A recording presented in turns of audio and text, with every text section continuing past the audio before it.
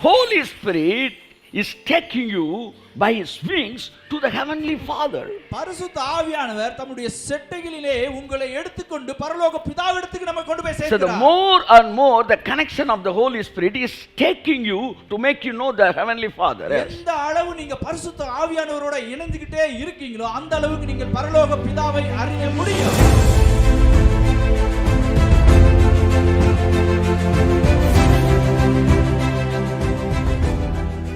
Holy Spirit is not a reward for your holiness. உங்க பரிசுத்தத்துக்கு கொடுக்கப்பட்ட வெகுமதி பரிசுத்த ஆவியானவர் கிடையாது. Holy Spirit is the reason of your holiness. உங்க பரிசுத்தத்துக்கு காரணமே பரிசுத்த ஆவியானவர் தான். Holy Spirit is given for your holiness, not out of your holiness. பரிசுத்த ஆவியானவர் உங்க பரிசுத்தத்துக்காக கொடுக்கப்பட்டாரே தவிர உங்க பரிசுத்தத்துக்காக கொடுக்கப்பட்டது இல்ல. உங்க பரிசுத்தத்துக்கு நிமித்தம் அவர் கொடுக்கப்பட்டது கிடையாது. உங்க பரிசுத்தத்துக்காக கொடுக்கப்பட்டது, உங்க பரிசுத்தத்துக்காக கொடுக்கப்பட்டது இல்ல. உங்க பரிசுத்தத்துக்காக கொடுக்கப்பட்டாரே தவிர உங்க பரிசுத்தத்தினால் அவர் கொடுக்கப்பட்டவர் கிடையாது.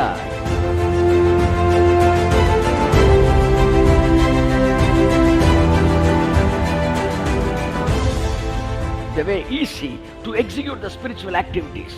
ஆவிக்குரிய கிரியைகளை நடப்பிப்பதற்கு பரிசுத்த ஆவியானவர் வழிகளை எளிதாக்கி கொடுக்கிறார். That's why Holy Spirit is signifies as oil.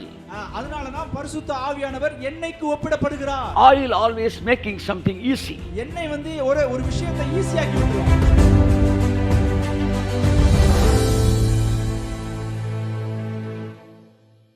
Let's all close our eyes. யாவரும் கண்களை மூடுவோம். Let's step into the presence of God.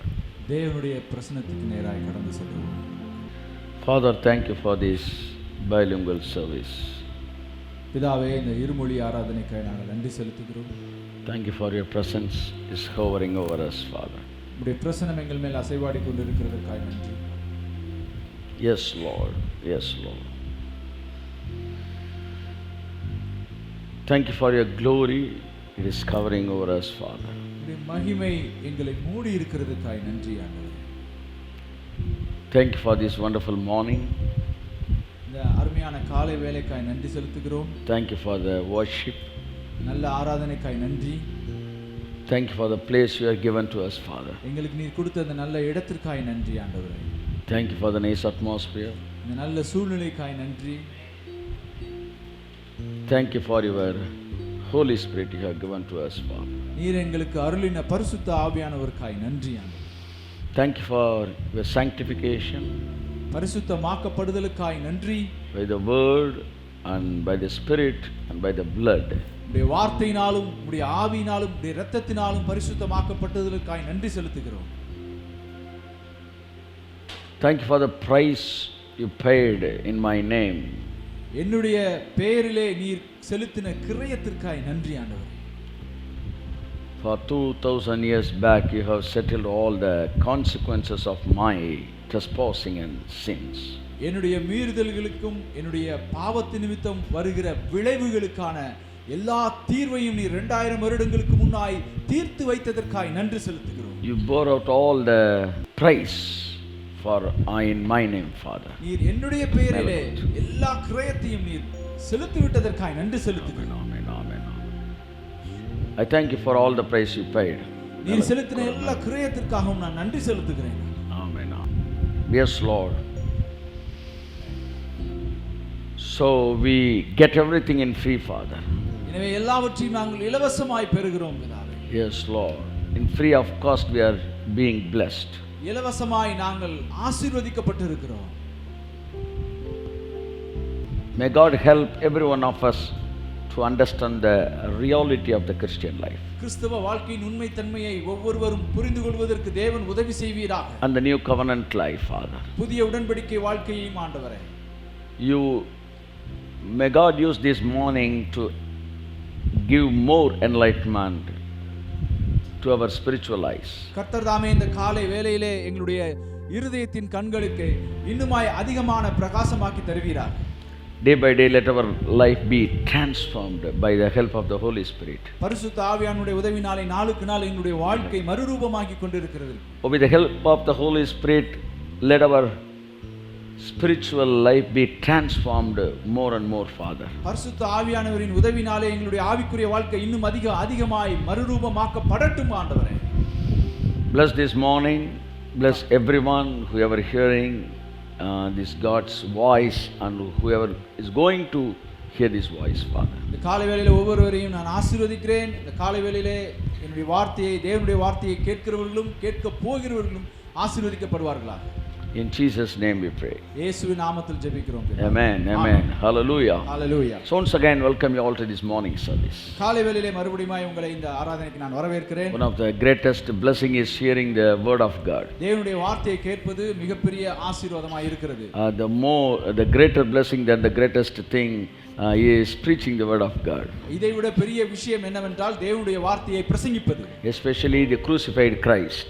முக்கியமாக சிலுவையில் அறையப்பட்ட இயேசு கிறிஸ்துவை பிரசங்கிப்பது. It is not the special thing in New Testament is not the preaching that Jesus was born in Bethlehem.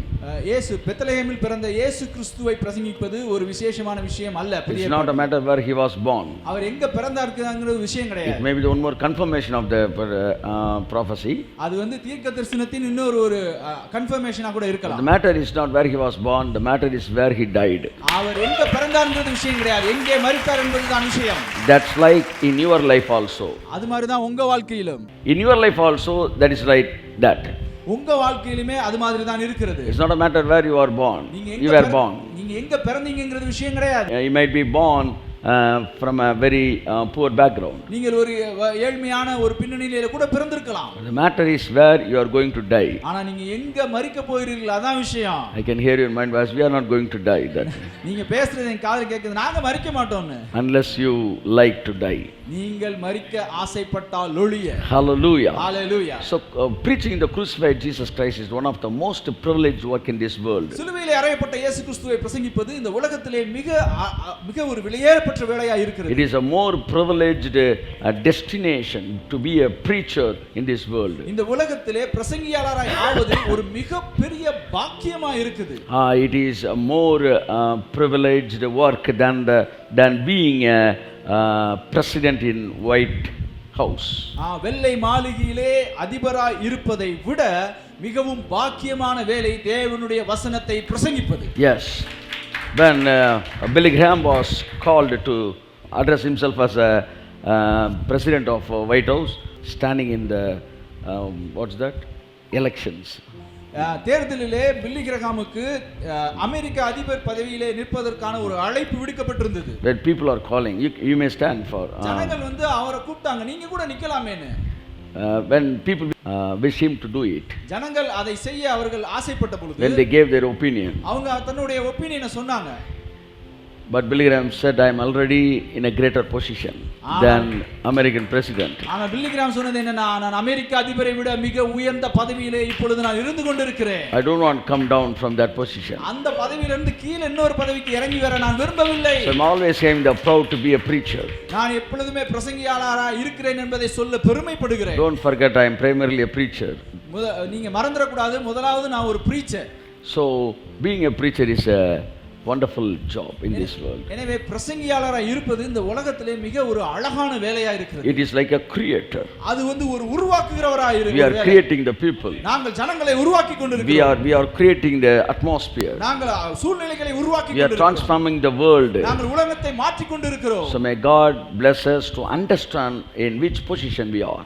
எனவே தேவன் நாம் எந்த நிலைமையிலே இருக்கிறோம் என்பதை புரிந்து கொள்ள தேவன் நமக்கு உதவி செய்வாராக. So may God bless you. கர்த்தர் உங்களை ஆசீர்வதிப்பாராக. So once again welcome you and bless you. May God bless and give enlightenment to understand the reality of God's word. மறுபடியும் உங்களை நான் வரவேற்று உங்களை ஆசீர்வதிக்கிறேன். தேவன் தாமே தன்னுடைய வார்த்தையை புரிந்து கொள்வதற்கு உங்களுடைய மனக்கண்களை பிரகாசிப்பாராக. Almost for 7 weeks we are meditating chapter 91 from a book of Psalm. ஏறக்குறைய ஒரு 91ஆம் சங்கீதத்தை கிட்டத்தட்ட ஒரு 7 வாரங்களாக நாம் தியானித்துக் கொண்டிருக்கிறோம். I want to have a small recall or glance over it. அதை குறித்ததான ஒரு சிறிய கண்ணோட்டத்தை உங்கள் முன்னாடி நான் சொல்ல விரும்புகிறேன். The first week we meditated shelter, shadow, feathers. முதல் வாரத்திலே நாம் மறைவிடம், நிழல், சிறகுகள் என்பதை குறித்ததான் பார்த்தோம். What are the difference between the shelter and shadow and feathers? மறைவுக்கும் நிழலுக்கும் சிறகுகளுக்கும் உண்டான வித்தியாசத்தை நாம் பார்த்தோம். உன்னதமானவரின் மறைவில் இருக்கிறவன் சர்வ வல்லவருடைய நிழலில் தங்குவான். What's the difference between the shelter and shadow and the feathers? மறைவிற்கும் நிழலுக்கும் சிறகுகளுக்கும் உண்டான வித்தியாசம் என்ன? The shelter, it signifies Jesus, the shadow signifies the Almighty Father, the feather signifies the Holy Spirit. மறைவு என்பது இயேசு கிறிஸ்துவை குறிக்கிறது, நிழல் என்பது பிதாவாகிய தேவனை குறிக்கிறது, சிறகுகள் என்பது பரிசுத்த ஆவியானவரை குறிக்கிறது. That means when you come under Jesus, when you come into Jesus, you come under the heavenly Father, then the Holy Spirit will cover over you. அதுக்கு என்ன அர்த்தம்னா, நீங்கள் இயேசு கிறிஸ்துவின் இடத்திலே வந்து விட்டீங்கன்னா பிதாவுக்கு நிழலுக்கு கீழே வந்துறீங்க, பரிசுத்த ஆவியானவர் தமது சிறகுகளாலே உங்களை மூடிக்கொள்கிறார். The second week meditated refugee's life. இரண்டாவது வாரம் நான் அகதி வாழ்க்கையை குறித்து நாம் பார்த்தோம். So you are my refuge.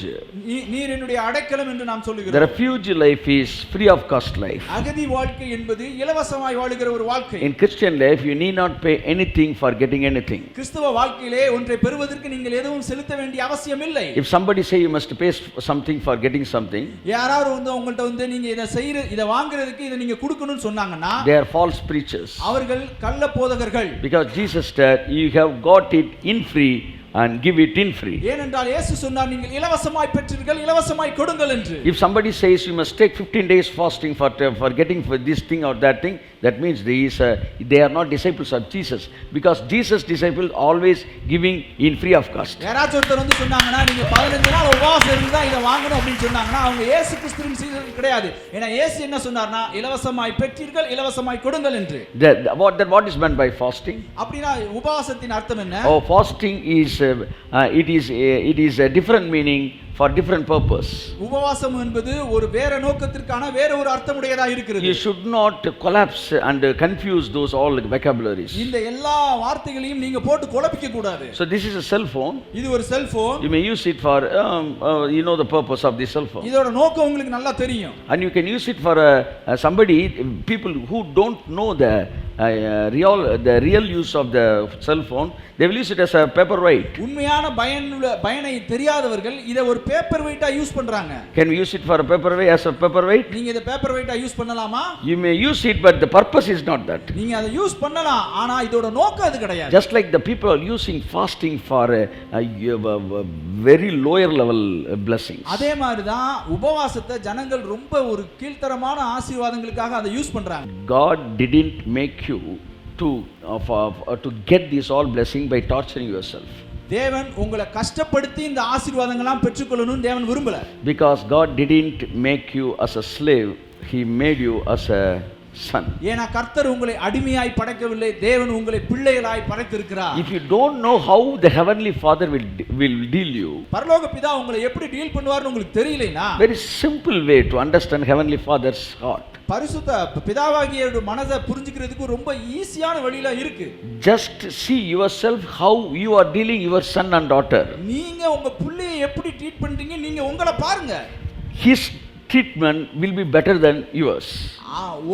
உங்களுடைய அவரோட ட்ரீட்மென்ட் உங்க ட்ரீட்மென்ட்டை விட ரொம்ப பெட்டராவே இருக்கும். So if you know love, you will know heavenly Father. உங்களுக்கு அன்பு தெரிஞ்சிருச்சுனா பரலோக பிதாவை தெரிஞ்சுக்குவீங்க. The problem is you don't know what love is. பிரச்சனை என்னன்னா அன்புனா என்னன்னு உங்களுக்கு தெரியல. So you don't know who your heavenly Father is. எனவே பரலோக பிதானா யாருங்கிறது உங்களுக்கு தெரிய மாட்டேங்குது. So refugee's life means free of cost life. அகதி வாழ்க்கை என்பது இலவசமாய் வாழுகிற வாழ்க்கை. So the second blessing is refugee's life. எனவே இரண்டாவது ஆசீர்வாதம் அகதி வாழ்க்கை.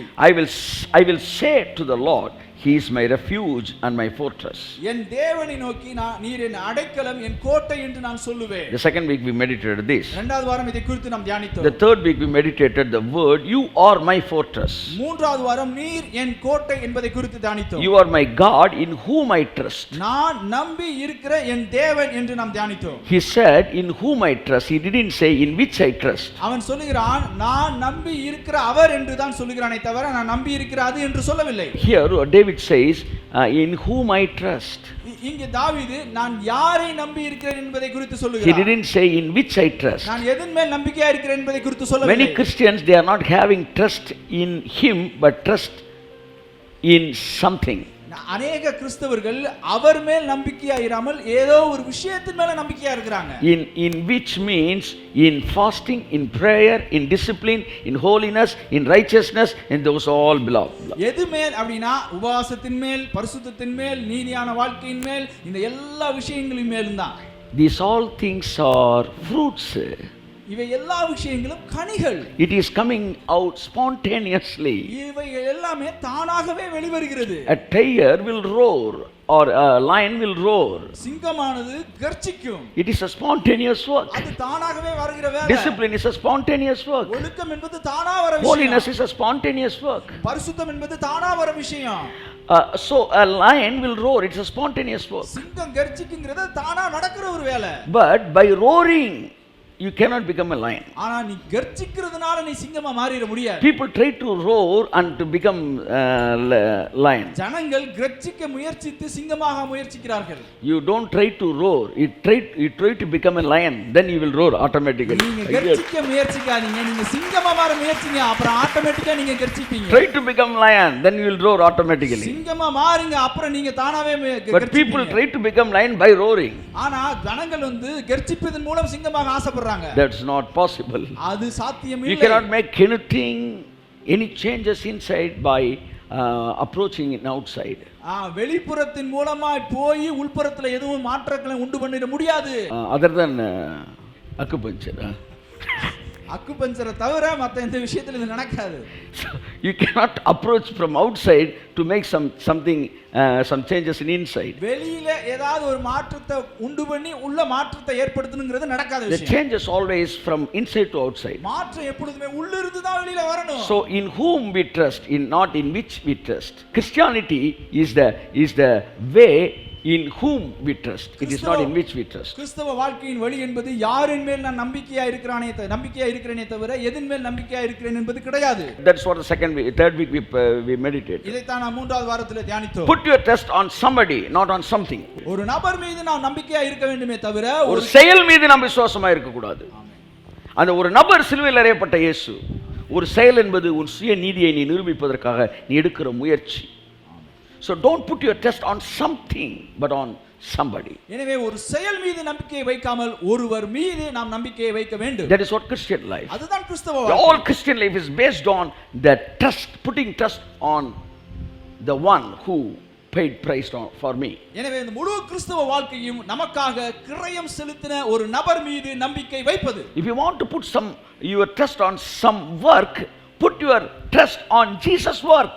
ஒரு செயல் மீது நம்பிக்கை வைக்கணும் நீங்க நினைச்சிட்டீங்கன்னா இயேசு செஞ்சு முடிச்ச செயல் மீது நம்பிக்கை வைங்க. That's what the third week. The fourth week it talks we meditated angelic ministries. நான்காவது வாரம் நாம் தேவதூதர்கள் ஊழியத்தை குறித்து நாம் தியானித்தோம். They will for he will command his angels concerning you to guard you in all your ways. உன் வழிகளில் எல்லாம் உன்னை காக்கும்படி உனக்காக தம்முடைய தூதர்களுக்கு கட்டளையிடுவார். So the fourth week is angelic ministry we meditated. நான்காவது வாரம் நாம் தேவதூதர்கள் ஊழியத்தை குறித்து தியானித்தோம். The fifth week also we meditated divine connection and divine promotions. ஐந்தாவது வாரமுமே நாம் தெய்வீக இணைப்பும் தெய்வீக உயர்வையும் குறித்து தியானித்தோம். Angel doesn't mean having a long wings and fluttering their wings. தேவதூதன்னா பெரிய ரெக்கையை வச்சுக்கிட்டு அடிச்சுக்கிட்டே இருக்கணும்ங்கறது விஷயம் கிடையாது. God has sent many angels without wings. கர்த்தர் சிறகுகளே இல்லாமல் अनेक தேவதூதர்களை அனுப்பி இருக்கிறார். That is what divine connection. அதுதான் தெய்வீக இணைப்பு. They will lift you up with his hand. அவர்கள் உன்னை தங்கள் கைகளில் ஏந்தி கொண்டு போவார்கள். Bible didn't say I will lift you up by my hand. வேதம் சொல்லல நான் உன்னை என்னுடைய கைகளில் ஏந்தி கொண்டு போவேன். God doesn't say I will lift you up. தேவன் வந்து நான் என்னுடைய கைகளில் உன்னை ஏந்தி கொண்டு போவேன்னு சொல்லல. He said the divine connection which I gave you will lift you up. அவர் என்ன சொன்னார்னா நான் கொடுத்த அந்த தெய்வீக இணைப்பு தான் உன்னை தங்கள் கைகளில் ஏந்தி கொண்டு போகும். So your lifting is connected with the divine connections only. உங்களுடைய உயர்வு அந்த தெய்வீக இணைப்போடு தான் இணைந்திருக்கிறது. If you try to despise your divine connections, you are damaging your promotions. நீங்க அந்த உங்களுடைய தெய்வீக இணைப்பை அசட்டை பண்ணினீங்கன்னா உங்களுடைய உயர்வை நீங்கள் அசட்டை Because your promotion is connected with your divine connections. ஏனா உங்களுடைய உயர்வு இந்த தெய்வீக இணைப்போடு கூட இணைக்கப்பட்டிருக்கிறது. Bible clearly say they will lift you up with their hands. அவர்கள் உன்னை தங்கள் கைகளில் ஏந்தி கொண்டு போவார்கள். Who they are God sent angels. அவர்கள் தேவனால் அனுப்பப்பட்ட தேவதூதர்கள். Amen, amen, amen, amen.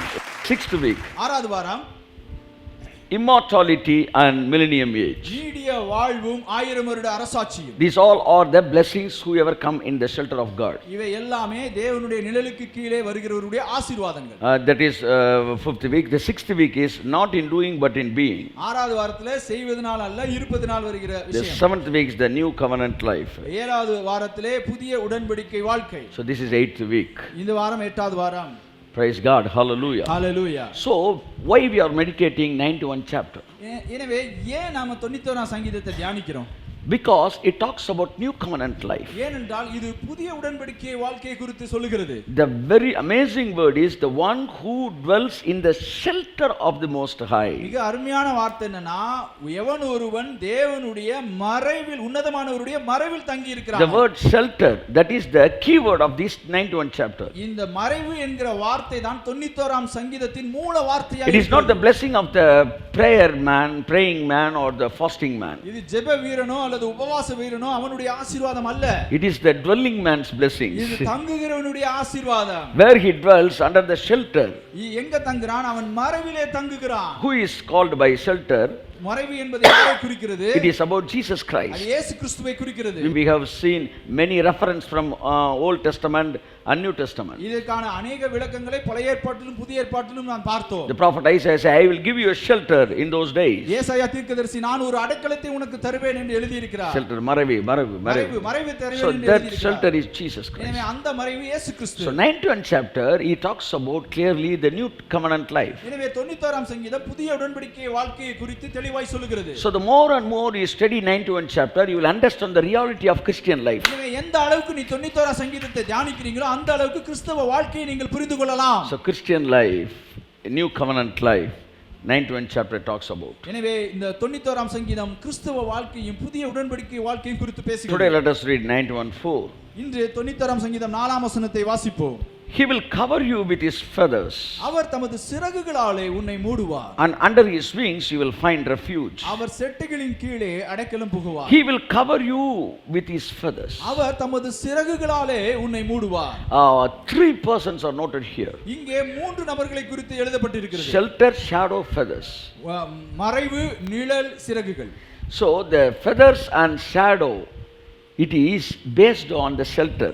சிறகும் நிழலும் மறைவிலே தங்கி இருக்கிறது. We know very well that this feathers it talks about Holy Spirit. நமக்கு நல்லா தெரியும் சிறகுகள் என்பது பரிசுத்த ஆவியானவரை குறித்து பேசுகிறது. He will cover you with his feathers. அவர் தமது சிறகுகளாலே உன்னை மூடுவார். It talks about the presence of God. அது தேவனுடைய பிரசன்னத்தை குறித்து எழுதி இருக்கிறது. Wings is different from feathers. செட்டைகள் வேறு, சிறகுகள் வேறு. So he will cover you with his feathers means the Holy Spirit will fill you. அவர் தமது சிறகுகளாலே உன்னை மூடுவார் அப்படினா பரிசுத்த ஆவியானவர் உங்களை நிரப்புவார். What this chapter comes to say? இந்த அதிகாரம் என்ன சொல்ல வருகிறது? When you come under the shelter, நீங்கள் மறைவுக்கு கீழே வரும்பொழுது he will cover you with his feathers. அவர் தமது சிறகுகளாலே உங்களை மூடுகிறார். The real meaning is when you accepted Jesus Christ, when you accept Jesus Christ as your personal savior, the Holy Spirit will come and fill you. உண்மையான அர்த்தம் என்னன்னா இயேசு கிறிஸ்துவை நீங்கள் சொந்த இரட்சகராக ஏற்றுக்கொள்ளும் பொழுது பரிசுத்த ஆவியானவர் உங்களை நிரப்புகிறார். So Holy Spirit filling is a spontaneous work. எனவே பரிசுத்த ஆவியானவரால் நிரப்பப்படுவது தானாய் நடக்கிற ஒரு வேலை. It is a promise. அது ஒரு வாக்குத்தத்தம். To the people who ever wish to come to Jesus. யாரெல்லாம் இயேசு கிறிஸ்துவுக்கு கீழ வரணும்னு ஆசைப்படுறாங்களோ அவங்களுக்கு கொடுக்கப்பட்ட வாக்குத்தத்தம். People who ever accept Jesus as their personal savior, Holy Spirit is a promise. பரிசுத்த இயேசு கிறிஸ்துவை சொந்த இரட்சகராக ஏற்றுக்கொள்பவர்களுக்கு பரிசுத்த ஆவியானவர் ஒரு வாக்குத்தத்தமாய் கொடுக்கப்படுகிறார். So he will be given to you if you accept Jesus Christ as your personal savior. நீங்கள் இயேசு கிறிஸ்துவை சொந்த இரட்சகராக ஏற்றுக்கொண்டால் அவர் உங்களுக்கு கொடுக்கப்படுவார். The same thing it is written as a shadow in 91 chapter. When you come into the shelter, he will cover you with his feathers. அதே விஷயம் தான் 91ஆம் சங்கீதத்தில் எழுதியிருக்கிறது. உன்னதமானவரின் மறைவுக்கு கீழே வரும் பொழுது அவர் தமது சிறகுகளாலே உன்னை மூடுவார். In New Testament, the shadow becomes the reality. He says, when you accept me, I will send my Holy Spirit to you. ஆமென். புதிய ஏற்பாட்டிலே இந்த சிறகானது நிஜத்தன்மைக்குள்ளே வருகிறது. நீ என்னை ஏற்றுக்கொண்டால் நான் என்னுடைய பரிசுத்த ஆவியை உனக்குள்ளே அனுப்புவேன் என்று. Let's all read chapter 14 verse 16 17 from the books of John. யோவான் 14ஆம் அதிகாரம் 16 17ஆம் வசனத்தை வாசிப்போம்.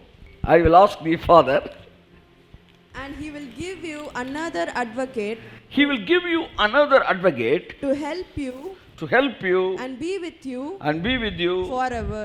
Amen. நான் பிதாவை வேண்டிக் கொள்ளுவேன், அப்பொழுது என்றென்றைக்கும் உங்களுடனே கூட இருக்கும்படிக்கு சத்திய ஆவியாகிய வேறொரு தேற்றரவாளனை அவர் உங்களுக்கு தந்தருளுவார்.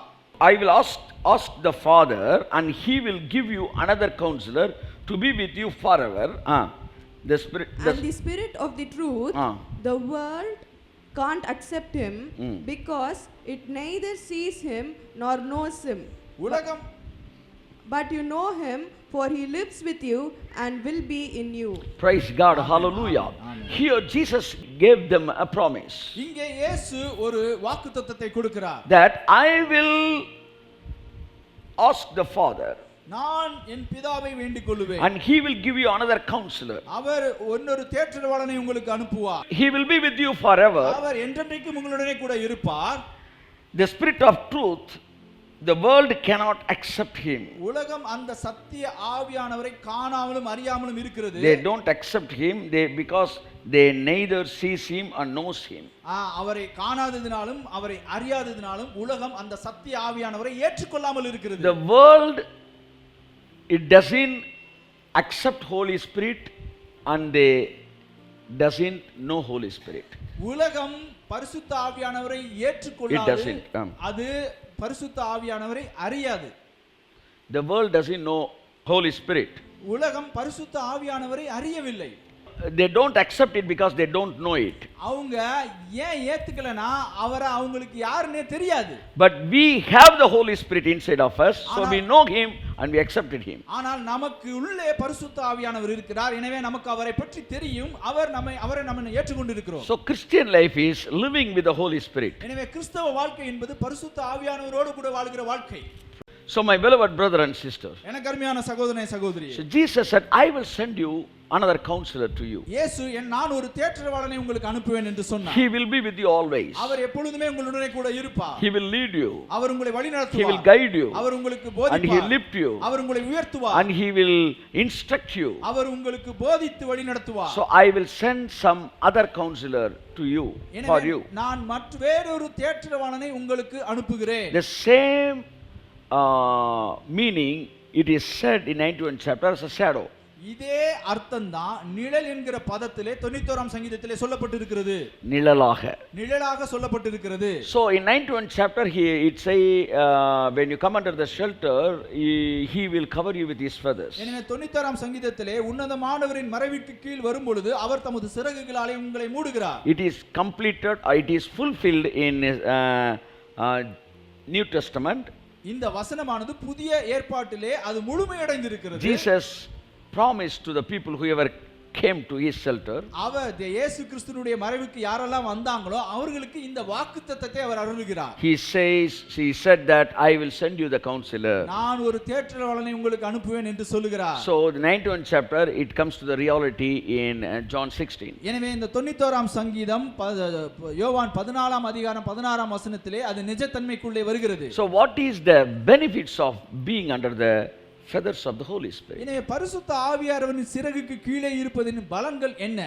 Or why should Jesus send his Holy Spirit? ஏன் இயேசுவானவர் பரிசுத்த ஆவியானவரை அனுப்ப வேண்டும்? So eighth blessing is being under the presence of the Holy Spirit. எட்டாவது ஆசீர்வாதம் பரிசுத்த ஆவியானவரின் பிரசன்னத்திலே இருப்பது. Enjoying the presence of the Holy Spirit. பரிசுத்த ஆவியானவரின் பிரசன்னத்திலே மகிழ்வது. Or led by the Spirit of God. That's right. தேவனுடைய ஆவியினாலே வழிநடத்தப்படுவது. So coming under the wings means coming under the Holy Spirit. சிறகுக்கு கீழே வருவது என்னன்னா பரிசுத்த ஆவியானவருக்கு கீழே வருவது. Today I want to share four things how Holy Spirit works in you. இன்றைய நாளிலே பரிசுத்த ஆவியானவர் உங்களுக்குள்ளே இருந்து எவ்வாறு கிரியை செய்கிறார் என்பதை குறித்து 4 விஷயங்களை உங்களுக்கு சொல்ல The விரும்புகிறேன். 4 basic style how Holy Spirit starts works in a person. பரிசுத்த ஆவியானவர் எவ்விதமாய் ஒரு மனிதனுக்குள்ளே இருந்து வேலை பார்க்கிறார்னு அடிப்படையான 4 சத்தியங்களை குறித்து உங்களிடத்தில் பேச விரும்புகிறேன். If you understand the enjoyment of the being under the feathers, you can understand how Holy Spirit works in you. சிறகுக்கு கீழே இருக்கிற மகிழ்ச்சியை நீங்க புரிஞ்சுக்கிட்டீங்கன்னா பரிசுத்த ஆவியானவர் உங்களுக்குள்ள எப்படி கிரியை செய்வார்னு உங்களுக்கு தெரிய வந்துரும். So here the feathers and Holy Spirits are connected. Wings and Holy Spirits are connected. இங்கே சிறகுகளும் பரிசுத்த ஆவியானவரும் இணைக்கப்பட்டிருக்கிறார்கள். Let us read Exodus chapter 19 verse 4. 19ஆம் அதிகாரம் 4ஆம் வசனத்தை வாசிப்போம். யாத்திராகமம் 19:4. You yourself have seen what I did to Egypt, and now I carried you on eagle's wings and brought you to myself. ஆமென். நான் எகிப்தியருக்கு செய்ததையும் நான் உங்களை கழுகுகளுடைய செட்டைகளின் மேல் சுமந்து உங்களை என் அண்டையிலே சேர்த்து கொண்டதையும் நீங்கள் கண்டிருக்கிறீர்கள். Amen. Praise God. See how God is using his wings. பாருங்க தேவன் தம்முடைய செட்டைகளை எவ்வாறு அவர் உபயோகப்படுத்துகிறார். It is chapter 19:4. Let's read once again in English. You yourself have seen what I did to Egypt, and how You yourself have seen what I did to Egypt, and how I carried you on eagle's wings. And you yourself have seen what I did to Egypt and how I carried you on eagle's wings. And brought you to myself. So wings is used to carry something. எனவே செட்டைகள் என்பது ஒன்றை சுமந்து கொள்ள அது உபயோகப்படுகிறது. Here the wings is indicates Holy Spirit. இங்கே செட்டைகள் பரிசுத்த ஆவியானவருக்கு இணையாக ஒப்பிடப்படுகிறது. So for what purpose the wings are used? எனவே செட்டைகள் எதற்காக உபயோகப்படுத்தப்படுகின்றது? To take something. ஏதோ ஒன்றை எடுத்து கொண்டு போக. It is taking its breeds on its wings. அது தன்னுடைய அந்த பிரீட்ஸ் வந்து தன்னுடைய சிறகு செட்டைகளிலே எடுத்து கொண்டு The செல்கிறது. wings is used to take its children. அது தன்னுடைய பிள்ளைகளை எடுத்து கொண்டு செல்வதற்கு உதவுகிறது. So just like that, அதே மாதிரி தான் Holy Spirit is given to you பரிசுத்த ஆவியானவர் உங்களுக்கு கொடுக்கப்பட்டது to நோக்கம். take you from somewhere to the place where you have to go. நீ உங்களை ஏதோ ஒரு இடத்துல இருந்து எடுத்து நீங்க எங்க போகணுமோ உங்களை அங்க கூட்டிட்டு போறதுக்காக. Holy Spirit is taking us from one place to the right place. பரிசுத்த ஆவியானவர் ஒரு இடத்திலிருந்து உங்களை எடுத்து சரியான இடத்திற்கு உங்களை கொண்டு போய் சேர்க்கிறார். That is what the Heavenly Father said. You yourself have seen what I did to Egypt and how I carried you on eagle's wings and brought you to myself. பரிசுத்த பிதாவாகிய தேவன் இதைத்தான் இங்க சொல்லுகிறார். நான் எகிப்தியருக்கு செய்ததையும் நான் உங்களை கழுகுகளுடைய செட்டைகளின் மேல் சுமந்து உங்களை என் அண்டையிலே சேர்த்து கொண்டதையும். Come on.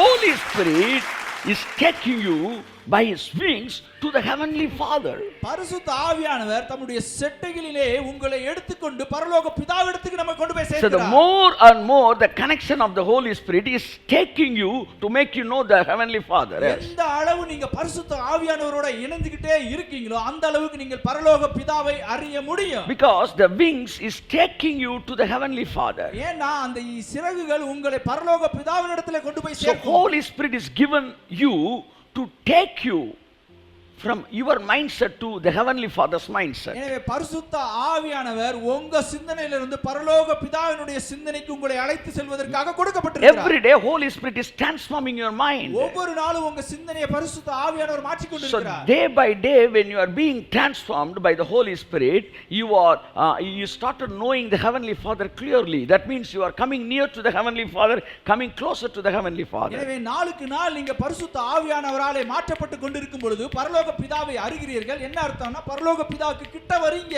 The one who is under the feathers or on the wings of the Holy Spirit, he will, day by day he will come closer to the Heavenly Father. எவன் ஒருவன் பரிசுத்த ஆவியானவரின் Sheka Rama Lata Rama Nada Rama Nadi Yanka பரலோக பிதாவின் இடத்திற்கு அருகே வருவான். Oh Rabala Shantuna Dianka.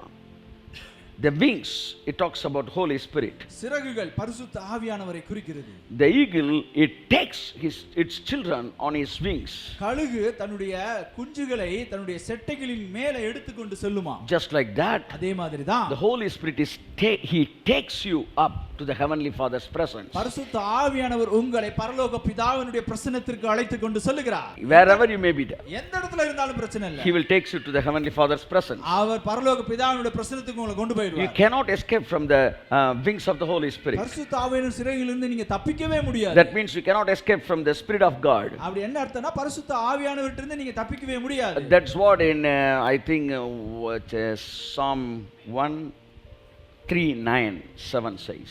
அதைத்தான் சங்கீதம் 139:7 சொல்லுகிறது. Where can I go from your spirit? Where can I go from your spirit? Where can I flee from your presence? Amen. உம்முடைய ஆவிக்கு மறைவாக எங்கே போவேன்? உம்முடைய சமூகத்தை விட்டு எங்கே ஓடுவேன்? Praise God. Nobody can escape from the feathers of the Holy Spirit. யாருமே பரிசுத்த ஆவியானவரின் சிறகுகளிலிருந்து தப்பிக்க முடியாது. That means அதுக்கு என்ன அர்த்தம்னா wherever you may be, நீங்க எங்க இருந்தாலும் சரி, you may be in the bottom of a sinful life. பாவத்தின் ஆழத்தில் இருந்தாலும் Even at that place you can experience the presence of the Holy Spirit. அந்தகாரத்தில் நீங்கள் படுக்கை போட்டாலும் பரிசுத்த ஆவியானவருடைய பிரசன்னத்தை நீங்கள் உணர முடியும். He will come to you. அவர் உங்களிடத்திற்கு வருவார். He will come to the ground where you are. நீங்க எந்த அளவு அடி ஆழத்துல இருந்தாலும் அதுக்கு உங்ககிட்ட வருவார். And he will take you to the Heavenly Father's presence. அந்த இடத்துல இருந்து உங்களை தூக்கிட்டு பரலோக பிதாவினுடைய பிரசன்னத்துக்கு கொண்டு The Bible very clearly say you cannot escape from the Spirit of God. வேதம் தெளிவாய் சொல்லுகிறது நீங்கள் அவருடைய ஆவிக்கு மறைவாக ஓட முடியாது. Even though you make a bed in hell, நீங்க பாதாளத்தில் படுக்கை போட்டாலும் He will take you from that place to the Heavenly Father's place. அவர் உங்களை அந்த இடத்துல இருந்து பரலோக பிதாவினிடத்துக்கு கொண்டு போய் சேர்ப்பார். This is one of the blessing of the people who are coming under the shelter of the Most High. உன்னதமானவருடைய மறைவுக்கு கீழ் வருகிறவர்களுக்கு இது ஒரு ஆசீர்வாதமாக இருக்கிறது. That is the blessing of being under the feathers. So the blessings of being under the shelter of the Most High is coming under the blessing of the Holy Spirit. Feathers of the Holy Spirit. உன்னதமானவரின் மறைவில் இருக்கிறவருடைய ஆசீர்வாதம் என்னன்னா பரிசுத்த ஆவியானவரின் சிறகுக்கு கீழே வருவது. So the blessings, the life with the Holy Spirit, பரிசுத்த ஆவியானவரோடு கூட வாழுகிற வாழ்க்கை, the life under the leading of the Holy Spirit. பரிசுத்த ஆவியானவரின் வழிநடத்துதலுக்கு கீழே What's of the Holy Spirit in you? பரிசுத்த ஆவியானவர் உங்கள் வாழ்க்கையிலே பரிசுத்த ஆவியானவருடைய கிரியை வெளிப்படுதல். That's the another blessing to come under the shelter. இது மறைவுக்கு கீழே வருகிற ஆசீர்வாதங்களில் ஒன்றாய் மற்றொரு ஆசீர்வாதம். How the eagle use his wings to bring up its children. கழுகு எவ்விதமாய் தன்னுடைய சிறகுகளை தன் பிள்ளைகளை சுமந்து செல்கிறதுக்கு உபயோகப்படுத்துகிறது. To bring up them. அவர்களை வளர்க்கிறதுக்கு உபயோகப்படுத்துகிறது. How it uses its wings. அது எவ்விதமாய் தன்னுடைய சிறகுகளை உபயோகப்படுத்துகிறது. When we read Deuteronomy chapter 32 verse 11, we can understand how the eagle using his wings towards his children. உபாகமம் 32:11 நம்ம வாசிச்சோம்னா கழுகு எவ்விதமாய் தன்னுடைய பிள்ளைகளை வளர்க்கிறதுக்கு தன்னுடைய செட்டைகளை யூஸ் பண்ணுதுங்க நமக்கு புரியும். Just like that, Holy Spirit is using his presence to bring you up in Christ. அதே மாதிரி தான் கிறிஸ்துவுக்குள் நம்மை வளர்ப்பதற்கு பரிசுத்த ஆவியானவர் தம்முடைய பிரசன்னத்தை உபயோகப்படுத்தி நம்மை வளர்க்கிறார். Let us read 32:11.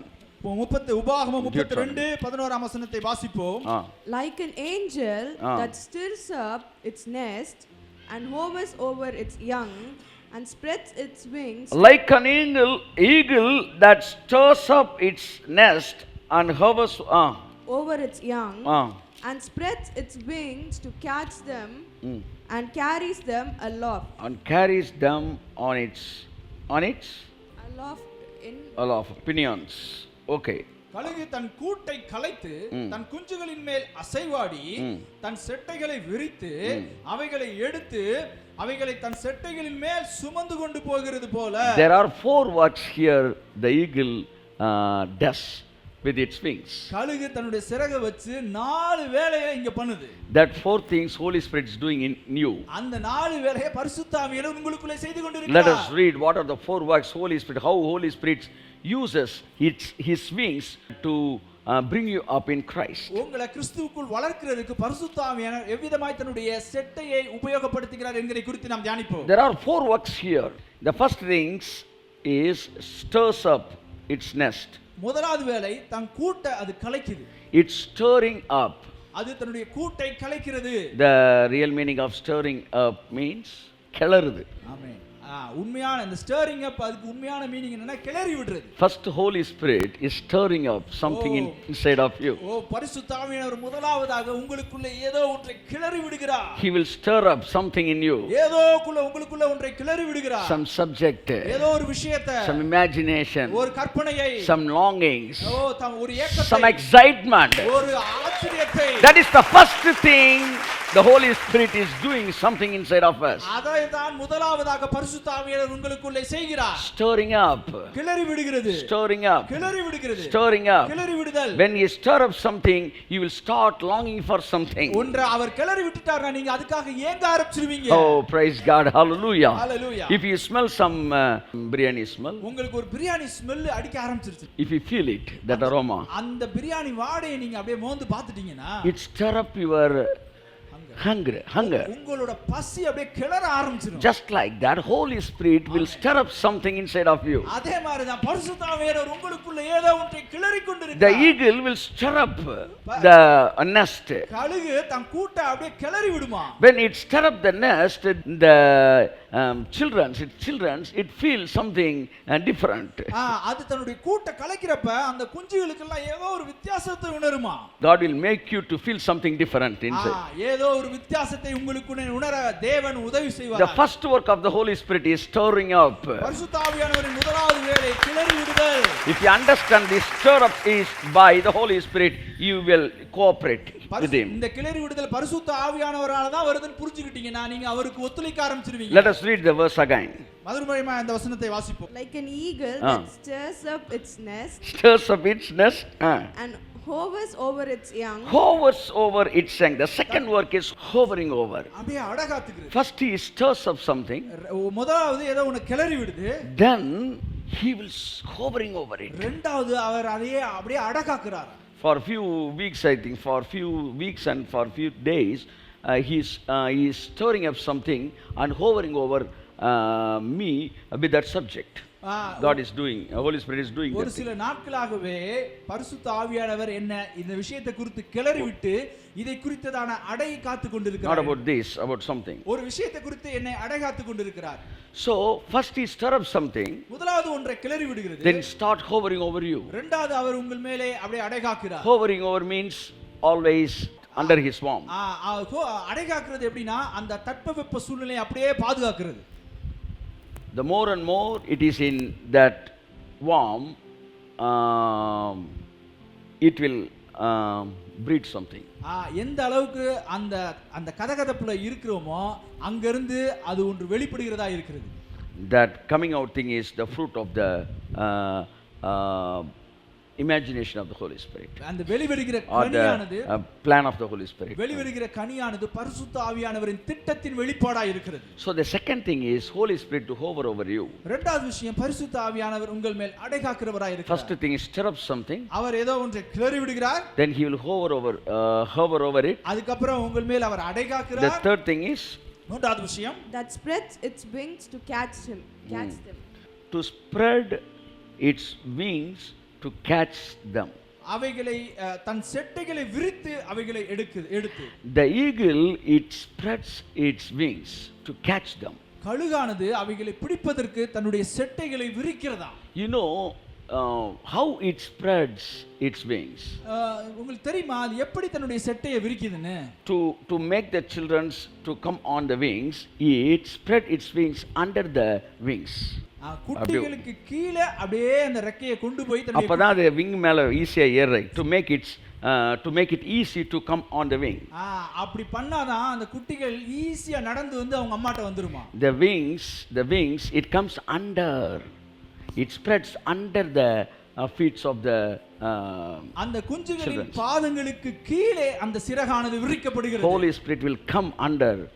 Will come to any ground where you are. ஆமென். பரிசுத்த ஆவியானவர் நீங்க எந்த இடத்துக்கு இறங்கினாலும் அந்த இடத்துக்கு இறங்கி உங்களை வந்து தூக்கி. He will make the way easy to come on the shoulder of the Holy Spirit. அவருடைய தோளுக்கு கீழே வருவதற்கான வழியை அவர் எளிதாக்கி கொடுப்பார். Here is the religious people stands against us. இங்கே இந்த கோட்பாட்டுக்கு எதிராக மதவாதிகள் எதிர்த்து நிற்பார்கள். They will never accept that Holy Spirit humble himself to the ground level to take us. பரிசுத்த ஆவியானவர் இறங்கி வேலை வைப்பார்னு ஒரு நாள் அவன் ஒத்துக்க மாட்டான். He will spread its wings under your feet அவர் உங்கள் பாதங்களுக்கு கீழே தம்முடைய சிறகுகளை விரிப்பார். to make you come up, நீங்கள் மேலே ஏறி வருவதற்கு, to make you sit on his shoulder. அவருடைய தோளின் மேல் அமர்வதற்கு, He will spread its wings under your feet. உன் பாதங்களுக்கு கீழே Oh, தம்முடைய Rabba சிறகுகளை Kamala விரிப்பார். Dianta. He is stirring up something inside of me. எனக்குள்ளே ஏதோ ஒன்றை கிளறி விடுகிறார். Then he is hovering over us. அவர் நம்ம மேலே அடைகாக்கிறவராய் இருக்கிறார். So the presence it magnifies the thing which is stirred up.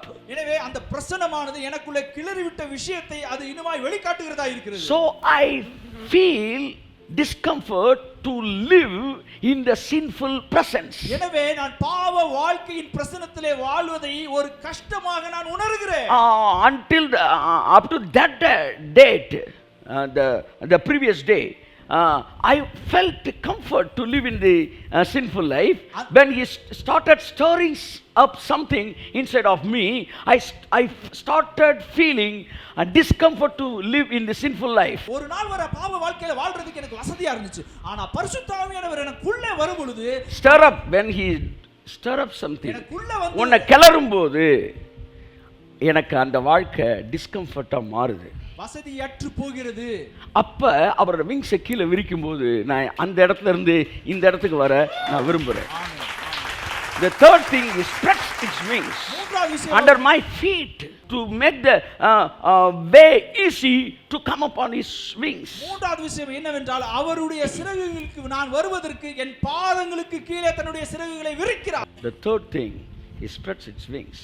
மூன்றாவது விஷயம், அவர் தன்னுடைய சிறகுகளை விரிக்கிறார். He can go down to any sinful man to take him up to the heavenly Father. அவர் எந்த ஒரு பாவியின் இடத்திற்கும் சென்று அவனை பரலோக பிதாவின் இடத்துக்கு கொண்டு வருகிறவராய் He இருக்கிறார். can go down and humble himself to spread its wings under his feet. அவர் இறங்கி சென்று தன்னை தாழ்த்தி தம்முடைய சிறகுகளை விரித்து அவனை கொண்டு வருகிறவராய் இருக்கிறார். That is what the work of the Holy Spirit. அதுதான் பரிசுத்த ஆவியானுடைய கிரியையாய் இருக்கிறது. Shema, devil doesn't like Holy Spirit's this type of work.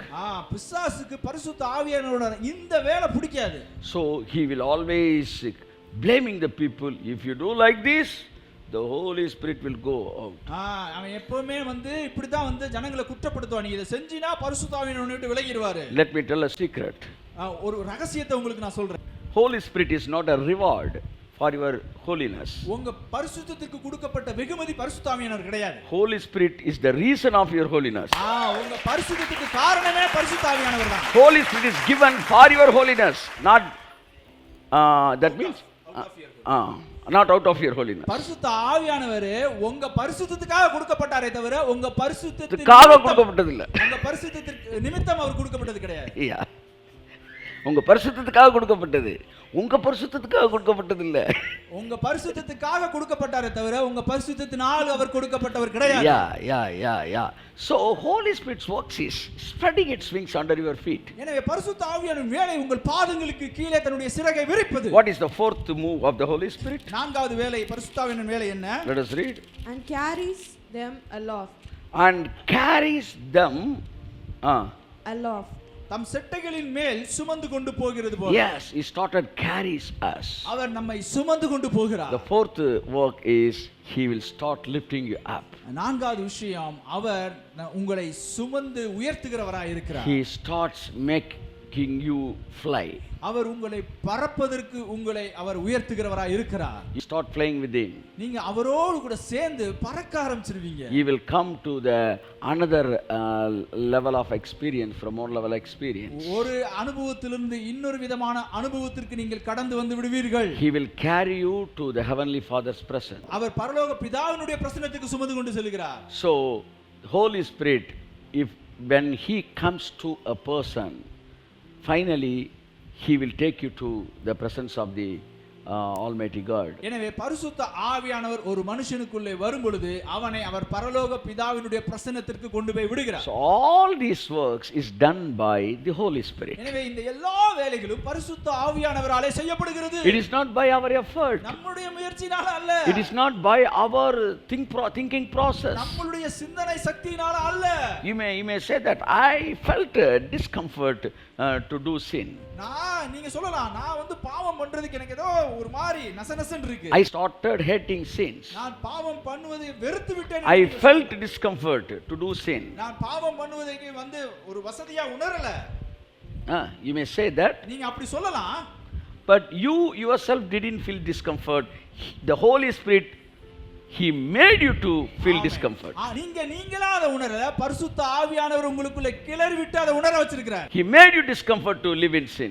அவர் பாவத்திலே வாழ்வதற்கு உங்களை வெறுக்க வச்சிருக்கிறார். He made you discomfort to sleep after 7 o'clock. 7 மணிக்கு மேல தூங்குறதுக்கு அவர் உங்களை வெறுக்க வச்சிருக்கிறார். He made you discomfort the life without reading Bible. Bible படிக்காம இருக்கிற ஒரு வாழ்க்கையை வாழ்வதற்கு அவர் உங்களை வெறுக்க வச்சிருக்கிறார். He made you discomfort to continue a sinful life. அவர்தான் பாவ வாழ்க்கையை தொடருவதற்கு உங்களை வெறுக்க வச்சிருக்கிறார். By stirring up something into you. ஏதோ ஒன்று கிளறி விட்டு உங்களுக்குள்ளே அவர் கிரியை செய்கிறார். Second, He will hovering over us. இரண்டாவது விஷயம், அவர் நம்மேல் அசையா.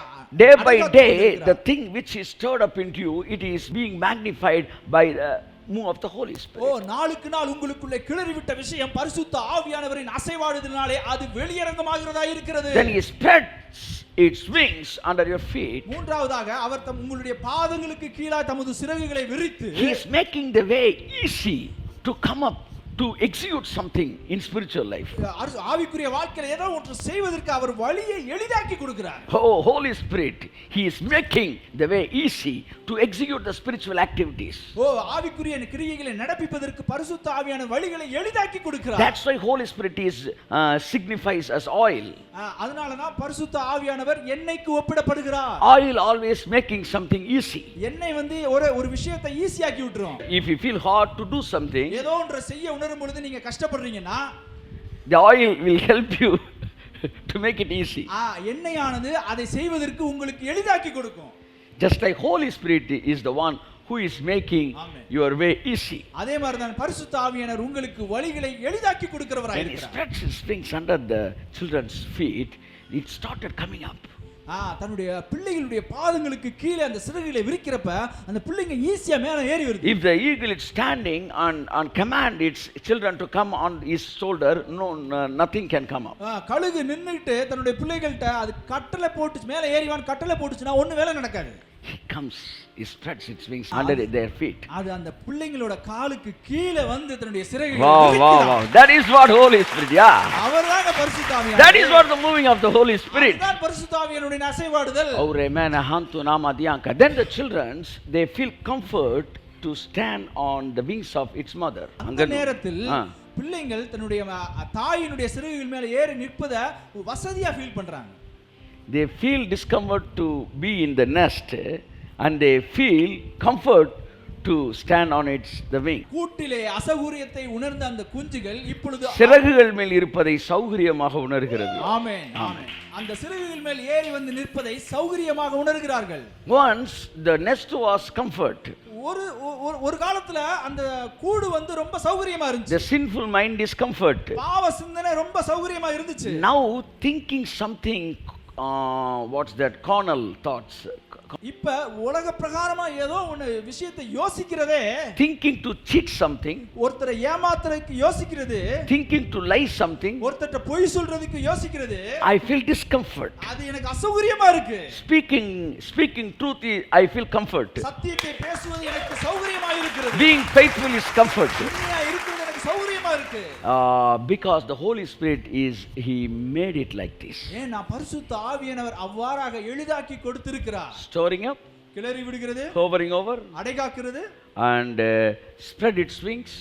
தன்னுடைய சிறகுகளை விரிப்பது. Then He carries you up to the sky. மேகத்திற்கு higher level lifestyle. உயரமான வாழ்க்கை முறைக்கு உங்களை எடுத்து செல்வது. The man who is under the wings of the Holy Spirit, he will not live a earth level lifestyle for a long time. அவன் வந்து பூமிக்குரிய அந்த கீழ்த்தரமான வாழ்க்கை முறை ரொம்ப நாள் வாழ மாட்டான். Finally he will carry you on his wings and taking you to the sky level lifestyle. ஆமென். இறுதியாக அவர் தமது சிறகுகளாலே உங்களை தூக்கிக் கொண்டு உங்களை மேல்தரமான வாழ்க்கைக்கு அழைத்துச் செல்வார். That is what the four works of the Holy Spirit. இவை எல்லாம் பரிசுத்த ஆவியானுடைய 4 விதமான கிரியைகளாய் இருக்கிறது. If you feel something stirring up inside of you, உங்களுக்குள்ள ஏதோ ஒன்று கிளறுகிற மாதிரி நீங்க ஃபீல் பண்றீங்கன்னா don't ignore it because that is the work of the Holy Spirit. அதை அசட்டை பண்ணாதீங்க, ஏன்னா அது பரிசுத்த ஆவியானுடைய கிரியை. For a few days using that word, God is stirring up something inside of you. வெகு சில நாட்களாக பரிசுத்த ஆவியானவர் வேதத்திலிருந்து ஒரு வார்த்தையை எடுத்து என்ன அப்படியே கிளறிக்கிட்டே இருக்கிறாரு.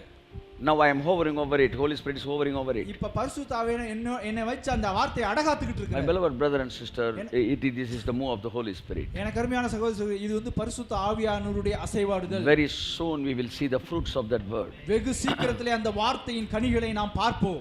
So Holy Spirit, he is always spreading its wings under your feet. எனவே பரிசுத்த ஆவியானவர் எப்பொழுதுமே நம்முடைய பாதங்களுக்கு கீழாக தம்முடைய சிறகுகளை விரிக்கிறார். Agree with him. அவரோடு கூட சேர்ந்து இதை ஒத்துக்கங்க. Agree with him. அவரோடு கூட Cooperate with him. அவரோடு கூட cooperate And he will take you to the sky level lifestyle. மேல்தரமான வாழ்க்கைக்கு அவர் உங்களை அழைத்துச் செல்வார். Let's all close our eyes and pray.